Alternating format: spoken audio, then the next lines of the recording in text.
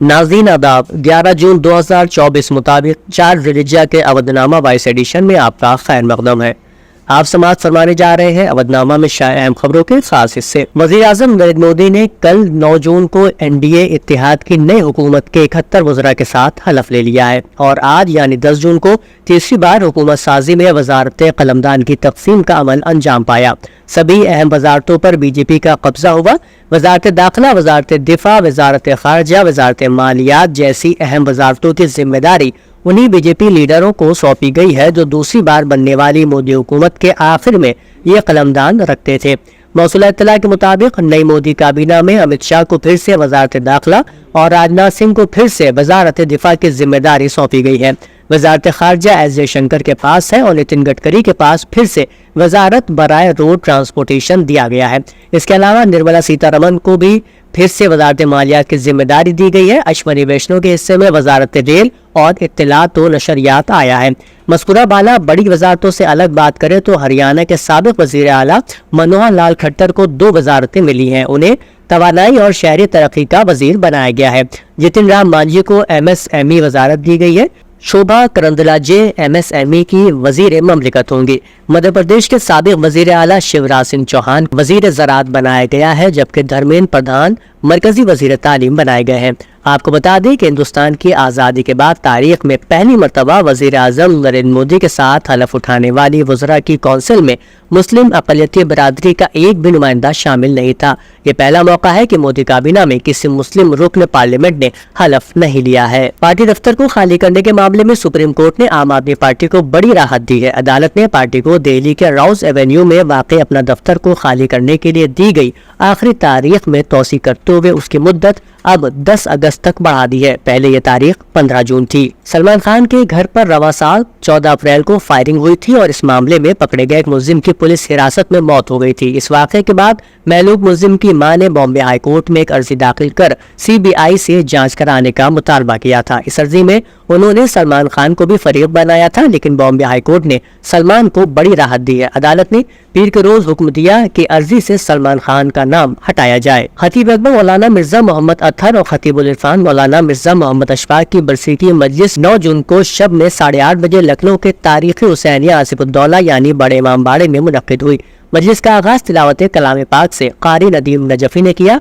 Ejaz Zaidi, professor अजीज हैदर बनारसी, मीर नजीर बाकरी ने बारगाह इमामत में नज़रान अक़ीदत पेश किया। इसके बाद मर्जा आला आयतुल्लाह उज़्मा शेख बशीर हुसैन नजफी का पैगाम जो खतीब अकबर की बरसी के लिए खास तौर से उन्होंने नजफ से भेजा था, जिसको मौलाना सैयद जामिन जाफरी ने मोमिनीन के सामने पढ़कर सुनाया। अल्लामा शहनशाह हुसैन नकवी ने तारीखी मजलिस को खिताब किया। अपनी तकरीर में मौलाना ने कहा कि मैं हिंदुस्तान में अमन, प्यार और मोहब्बत का पैगाम लेकर आया हूँ।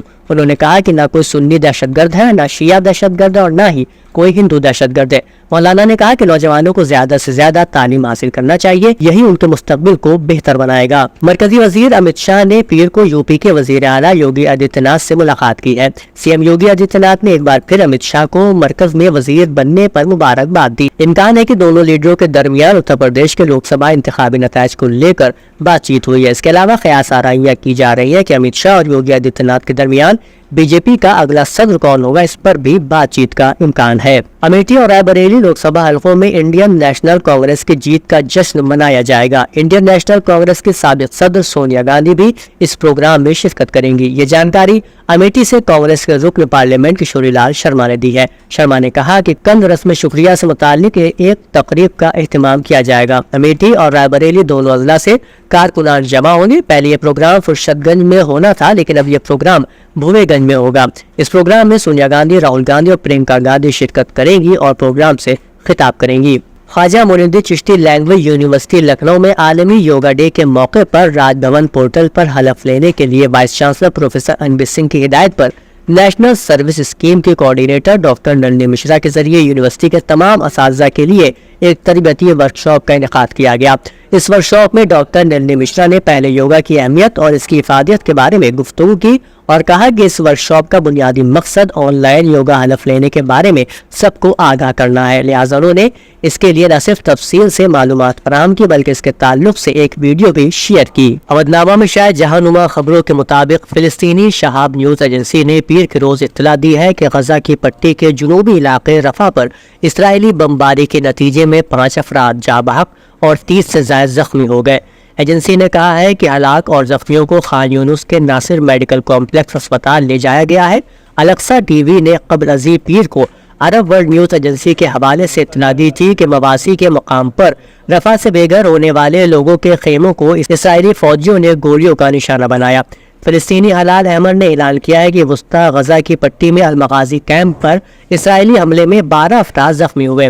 ہلال احمر نے ایکس پلیٹ فارم پر کہا کہ بمباری سے کیمپ کے 2 رہائشی اپارٹمنٹس متاثر ہوئے، زخمیوں میں بچے بھی شامل ہیں۔ وسطی صومالیہ میں ہفتے کے آخر میں 2 قبیلوں کے درمیان ہونے والی پرتشدد جھڑپ میں کم از کم 55 افراد ہلاک اور 155 زخمی ہو گئے۔ غیر ملکی خبر رساں ایجنسی کے مطابق صومالیہ کی وفاقی حکومت نہ صرف القاعدہ سے منسلک الشباب گروپ سے نمٹنے کے لیے جدوجہد کر رہی ہے بلکہ اسے ہارن آف افریقہ میں زمین اور پانی کے کنٹرول کے لیے قبیلوں کے درمیان جاری تصادم کا بھی سامنا ہے۔ گال مدوک ریاست کے صدر کے سیکیورٹی مشیر احمد شاعر فاگلے نے بتایا کہ ہمیں یقین ہے کہ اس عجیب و غریب جنگ کے پیچھے بالواسطہ طور پر الشباب کا ہاتھ ہے۔ رہائشیوں اور احمد شاعر فاگلے نے بتایا کہ فوجیوں کی آمد کے بعد لڑائی کم ہو گئی۔ رواں سال 14 جون سے مناسک حج کا سلسلہ شروع ہو رہا ہے۔ خطبہ حج اردو سمیت 20 بین الاقوامی زبانوں میں نشر کیا جائے گا۔ دنیا بھر سے لاکھوں عازمین فریضہ حج کی ادائیگی کے لیے سعودی عرب پہنچ چکے ہیں۔